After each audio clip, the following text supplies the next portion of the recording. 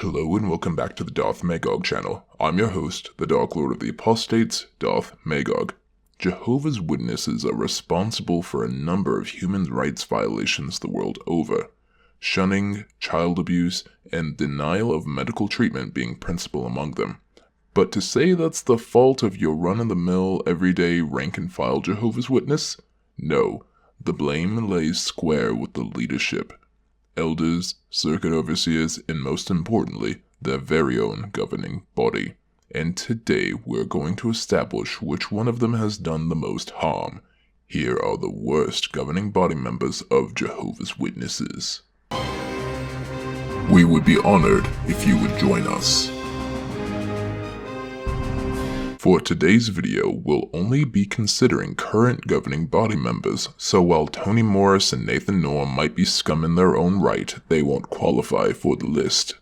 And also, for any new viewers, I'll explain who the governing body is. For the rest of you, you can skip to the timestamp on the screen. Thank you. For the uninitiated, the governing body is the ruling class of Jehovah's Witnesses. You can think of them as the Jedi Council from Star Wars, the 5 Kage from Naruto, or the Human Instrumentality Committee from Evangelion. They're in charge of developing the theology and interpreting doctrine that Jehovah's Witnesses use in their worship, preaching, and even their everyday lives. The board is currently made up of 9 active members, though there is no formal limit to the size. Each has been appointed from the invisibly selected 144,000 Jehovah's Witnesses called the Anointed. These anointed believe themselves to be the future kings of heaven that will serve alongside Jesus Christ after his war of Armageddon, and believe they will help rule the entire human race as they live in a tropical global paradise. I'm not making this up, this is everywhere in Jehovah's Witness literature. Well, agents, no further ado, let's get to the ranking. At the very bottom of the list, number 9 is Gage Flegel. Gage is one of the newest members of the Jehovah's Witnesses governing body. Having had his tenure start on April 1st of 2022, Gage has been on the body for just under 2 years and hasn't contributed in many special ways.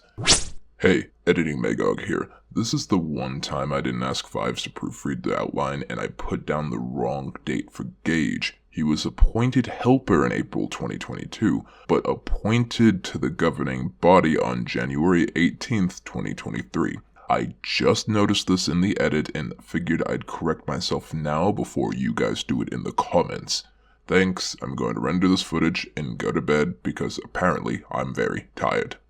His main claim to fame, aside from being new, is that he's been a terrible public speaker. His most famous talk, Baya Field and Anathoth, features him repeating the principal lines several times in a row, making it easily one of the most repetitive talks out there. Buy for yourself my field in Anathoth. Please buy my field in Anathoth. So I bought the field in Anathoth. Buy a field in Anathoth. Buy a field in Anathoth. Buy a field in Anathoth. He bought the field in Anathoth. Aside from that, his tenure has been dreadfully boring, mostly condemning people who don't believe they need Jehovah's organization in their life, and insists on a hive mind lifestyle. And they help us to worship unitedly. And as 1 Corinthians 1 verse 10 counsels us, to speak in agreement. Additionally, as a governing body member, he's at least complicit in the harm the Jehovah's Witness organization perpetuates, like denying its members life-saving blood-based medical treatments, for example. But this is where his specific shortcomings end, so Gage is the least bad of the bad guys on this list. Enter Jeff Winder. Jeff is the other most recent governing body member addition. He started the same day as Gage Flegel and even has the same hairstyle as his governing body contemporary. Actually, quite a few of them are rocking the Krillin from Dragon Ball Z look, aren't they? Again, due to his short tenure, Jeff Winder hasn't had a lot of opportunity to say anything especially challenging to Jehovah's Witnesses or their critics, but he's certainly not without spot. The first thing that comes to mind is his obsession with the Kingdom Hall building work. Instead of just asking for money like the rest of the governing body does, he goes one step beyond and pushes members, especially young members, to make a career out of giving away labor in these Kingdom Hall building projects. How can getting involved in this work as a young person lead to rewarding opportunities in the future? Because while he and the rest of the governing body champion young Jehovah's Witnesses skipping college, he just has to point them in the right direction. And that direction is a never-ending unpaid labor campaign, where volunteers build these properties quickly and cheaply, and then end up on Zillow for hundreds of thousands of dollars. And don't expect him to apologize either. Nor is an apology needed for not getting it exactly right previously. Jeff is also a strong proponent of Jehovah's Holy Spirit. He firmly believes that God uses the Holy Spirit as a channel for the faithful and discreet slave to distribute information towards, basically divine inspiration. The only issue is that other governing body members have denied being inspired on camera before, like in the 2017 Watchtower article, Who is Leading God's People Today? Meaning either Jeff is wrong about his job or he's a raging hypocrite. Either way, he's an issue, and the 8th worst member of the Jehovah's Witness Akatsuki. Unlucky number 7 goes to David Splain. Splain has one of the longest tenures on the modern governing body, having been appointed in 1999, so he's had plenty of time to make changes within the Jehovah's Witness organization, and believe me, he has. David Splain's most famous talk on JW Broadcasting is likely the Overlapping Generations talk. This is where he absolutely shattered one of the core beliefs of Jehovah's Witnesses regarding the generation that would never pass away. I'd have to do a whole video to explain this independently, but I'll do my best to summarize.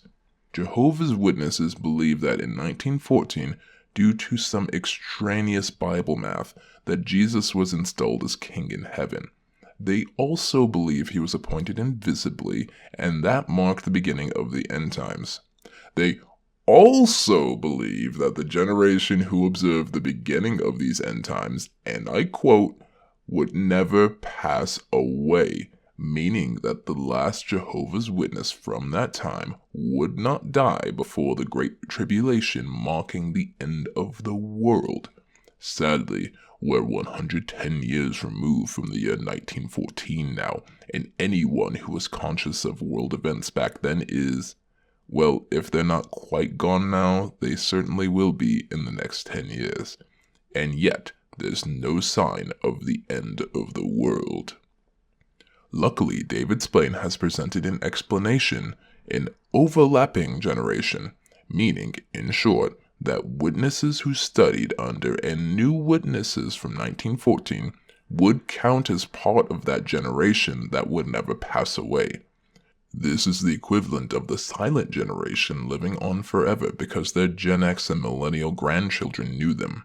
Coincidentally, this same teaching is what keeps Splain and his governing buddies in power, since they can solidify their claim of being anointed despite not being old enough to know what was happening in 1914. And even so, by this math, both Jeff Winder and Gage Flegel are far too young to fit into this new prophecy anyway. When David isn't making up theology to protect his friends in power, he likes to make fun of critics of the Watchtower, calling any claims against the org simple rumors or accusations created by apostates. We receive letters at times from brothers and sisters who are troubled by something they saw on a web page. An accusation, a rumor about the society or about the organization. And the problem is, they had no idea that apostates were behind it. Splain continues on to mock the winners of court cases against Jehovah's Witnesses by claiming that their settlements don't mean they did anything wrong. Does settling out of court mean that they were guilty? Not necessarily. Which, yes, from a legal sense, settling isn't an admission of guilt, but in these cases, especially cases of CSA, that can easily be understood as hush money. So his constant lying to current members and mocking victims of his organization is enough to me to slot him into the 7th spot on our list of worst governing body members. Garrett Loesch is the single longest serving current governing body member and the 6th longest serving of all time as of this recording. So based on his service length and track record alone, he's been at least complicit in Watchtower's harmful policies. Garrett would, of course, deny my accusation here. Today, rumors are occasionally being spread in electronic form about the faithful slave.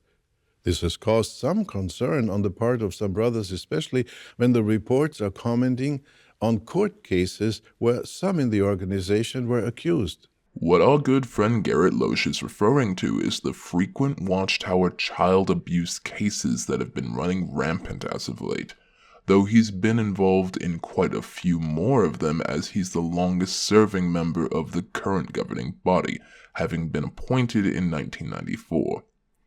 At least he would be if Garrett would show up. Yes, somehow Watchtower attorneys have found ways to keep Garrett Loesch off the stand when testifying in court cases regarding child sexual abuse in the Jehovah's Witness organization. We can actually clearly see that Garrett Loesch was to give deposition in Jose Lopez versus Watchtower Bible and Tract Society of New York, and yet somehow managed to slip away unscathed. If Watchtower was truly innocent and these were merely electronic rumors, as Loesch puts them, then why hide behind legal counsel, I wonder? It's not as long a list of sins as the others, but he's been complicit in Watchtower wrongdoing for so long over his tenure, and most importantly, absolutely refused to blow the whistle on people committing CSA in his religion, so much so that he avoided going to court so he wouldn't do that. A well-earned 6th spot on the shit list.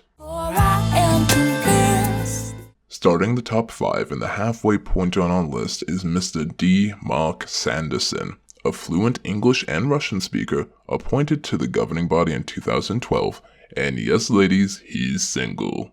And most importantly, he's apparently a doctor. Well, okay, that's a pretty harsh criticism, but what I meant to say is he's the champion of the Hospital Liaison Committee. You know, the department in Jehovah's Witnesses that interferes with doctor-patient confidentiality and meddles in the affairs of sick Jehovah's Witnesses attempting to get medical care. Well, Hospital Information Services here in Brooklyn, the hospital information desks at each of the branches, and the hospital liaison committees have been a very powerful tool in the hand of Jehovah to provide this support and strength when the blood issue arises. The blood issue that he's referring to is in regard to the Jehovah's Witness commandment not to accept blood transfusions, even in life-threatening situations. They've determined this from a misreading of a scripture in Deuteronomy chapter 12 and verse 23, specifically around consuming blood, though it specifically refers to eating it as opposed to a medical procedure involving blood that wouldn't come around until the 17th century. Even in the modern day, this becomes a problem, as Jehovah's Witnesses are estimated to die at a rate of 1,000 members a year due to refusal of a life-saving blood transfusion. Meeting Sanderson, who has all the power in the world to change Jehovah's Witness doctrine and correct a misunderstanding of Scripture, is fine to watch hundreds, if not thousands, of his brothers and sisters die preventable deaths every year. Beyond that, he aggressively pushes for his members to be persecuted, almost celebrating the persecution in Russia, rather than commending the survival of those imprisoned for their religion, once again doing nothing to contribute to the well-being of his fellow Jehovah's Witnesses. Between that and him being complicit in the same wrongs that his colleagues above and below him on this list are involved in, the halfway point is a good place to drop Sanderson. Samuel Hurd's 24.5 years on the governing body have certainly made him distinctive. Funnily enough, despite the general demographics of Jehovah's Witnesses supporting a majority brown membership, Hurd is the only member of the governing body to be anything but white.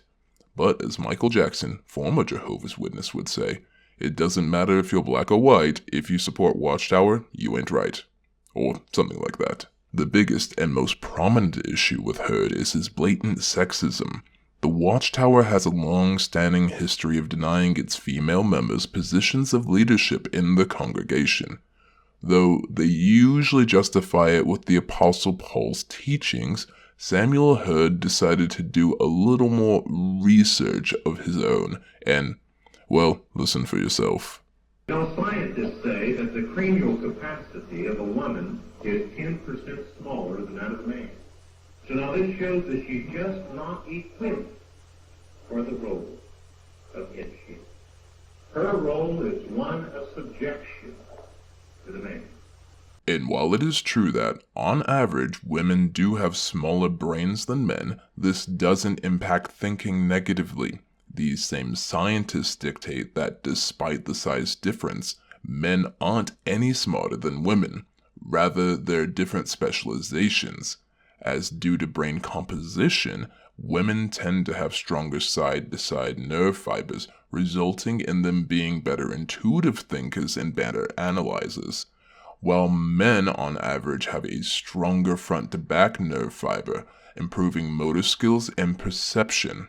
Though, again, the differences are subtle and each individual is going to have their own strengths and weaknesses.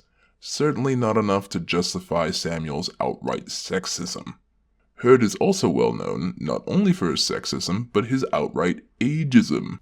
But I'm just a little old sister who finds it hard to squeeze out a word of encouragement to others. The brutal irony is that Samuel Hurd is certainly in the senior citizen territory himself, so I suppose it can be seen as self-depreciating humor. But going out of his way to insult his followers, most of whom tend to skew not only female, not only black and brown, but also now skewing older, with less than 20% of the organization being millennial age, just doesn't bode well. Samuel Hurd is probably the worst representation that the majority of Jehovah's Witnesses could have asked for, and that solidifies him at number 4. Kenneth Cook Jr. starts off the top 3 of our worst governing body members. I think an argument could be made for him to go up or down a peg on the list, but unfortunately, old Kenny Jr. really doesn't do much. For the longest time, his big claim to fame was his bland, rambling dissertation about the King of the North and how that's probably Russia this year or something like that. But what if I told you that Ken Cook Jr. does a pretty mean Captain Planet impersonation? Captain Planet! Yes, in a talk about what will happen to the Earth in the future, he stretches the definition of ruining to its logical limit, and goes off on what I can only describe as a homophobic and transphobic tirade in the style of a bad Jerry Seinfeld impression. We see it in their incessant nationalistic wars. We see it in their racial hatred and divisiveness. We see it in their promoting of abortion. We see it in their so-called gay marriage. We see it in the gender blurring that the world is promoting. You don't have to be a man or a woman, they say. You can be whatever you feel like or choose to be. Really? No, I didn't edit any of that. Ken Cook Jr. really thinks that being gay and married or trans and existing is just as bad as being a raging bigot or a genocidal dictator. Really? Luckily, Ken Cook hasn't been on the governing body for too long, only having been appointed in 2018. And frankly, if he kept his mouth shut, I probably would have him lower on the list.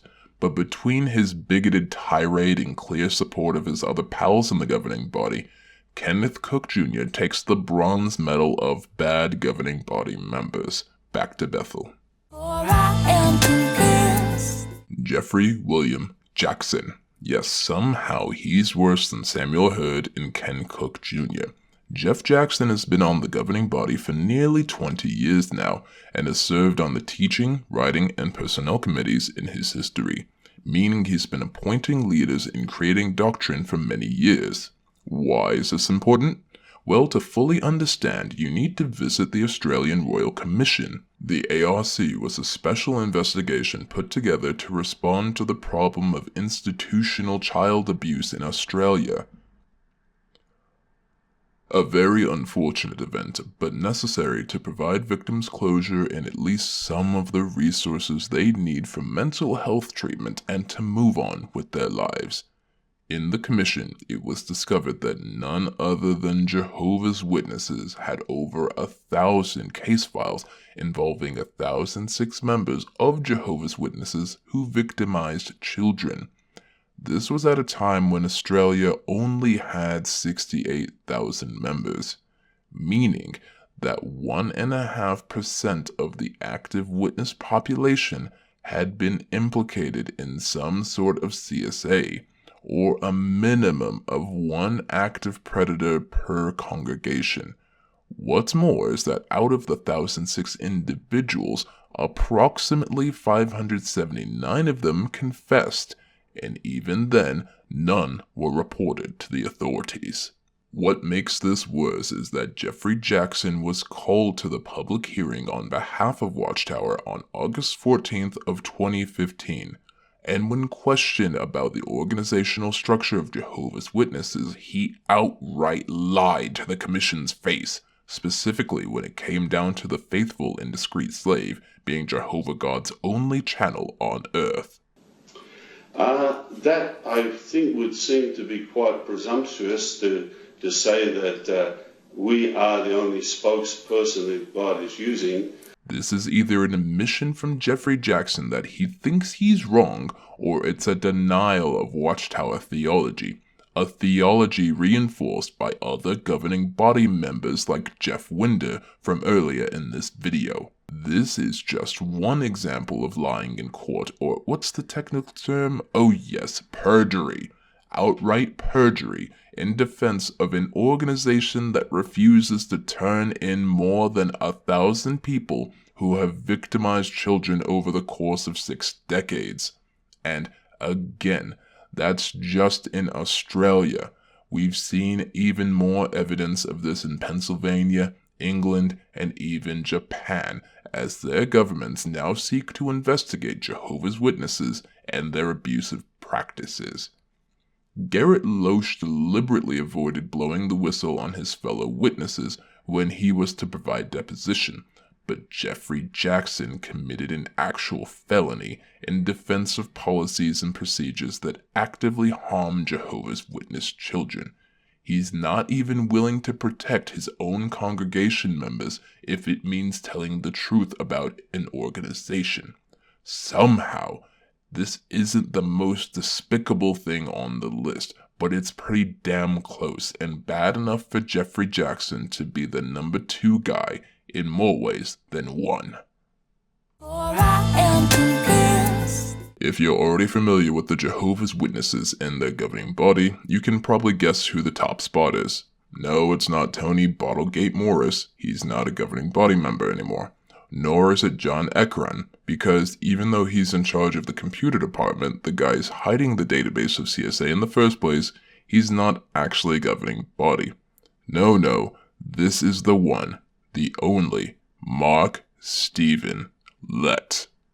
So the events unfolding around us are making clearer than ever that we're living in the final part of the last days, undoubtedly the final part of the final part of the last days, shortly before the last day of the last days. What can I say about Stephen Lett? He's got every problem that these other governing body members have, and then some. Having served nearly 25 years as a member, he's tied for second place with Sam Hurd and David Splain as far as tenure, and by extension, complicity in Jehovah's Witness procedural wrongdoings.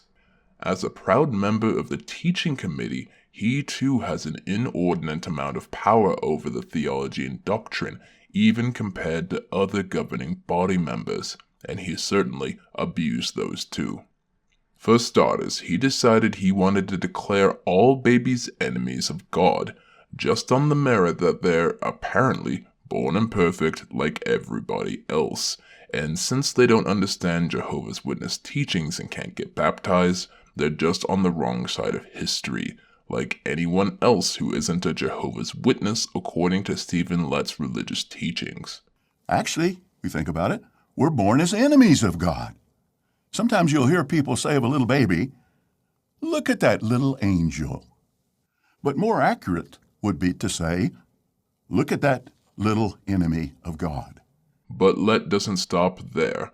On yet another JW broadcasting, Stephen Lett recounted the plot of, well, pretty much any Lifetime original movie, and then condemned a woman for leaving her husband to be with the man that treats her better, because in Stephen Lett's view, divorcing an abuser is worse than spousal abuse itself. For example, in a movie, a female character might be portrayed as having a husband who is abusive. You like the woman, and you want her to find happiness. Then a handsome man starts working in her office, and he's so nice to her. There's an attraction between them, and the budding romance is presented as something good. Though the absolute cherry on top on the sheer unbelievability of Stephen Lett is the talk he gave about what basically amounts to Jehovah's Witnesses running a gay rehabilitation program after the world is destroyed, claiming that gay people would have to give up being gay just to live. Now, this former homosexual comes back in the resurrection, and he really thought, and he was taught, and he came to believe that God accepted him with that lifestyle. But now he's going to learn about Jehovah's moral standards. This is especially egregious as Stephen Lett's nephew, also named Stephen, was a confirmed gay man. Sadly, nephew Stephen was disfellowshipped and at the time being shunned by most of his Jehovah's Witness family, including old Uncle Stephen Lett. Even more tragically, the nephew Stephen took his own life, quite literally the day before Stephen Lett gave that particular anti-gay talk.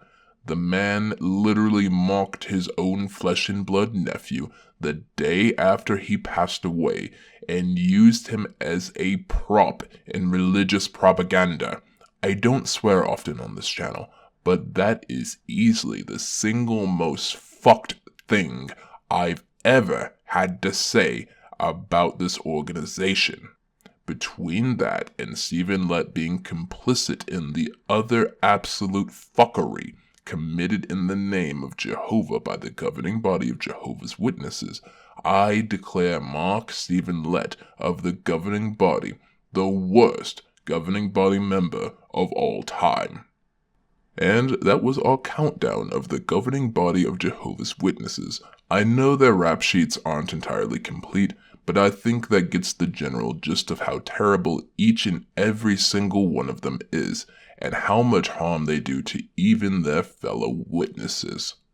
Special thanks to avoidjw.org for having so many resources assembled in one place, and of course, those wonderful pictures of the Discount Legion of Doom themselves. That said, do you agree with our list? What are your personal rankings of how bad the governing body is?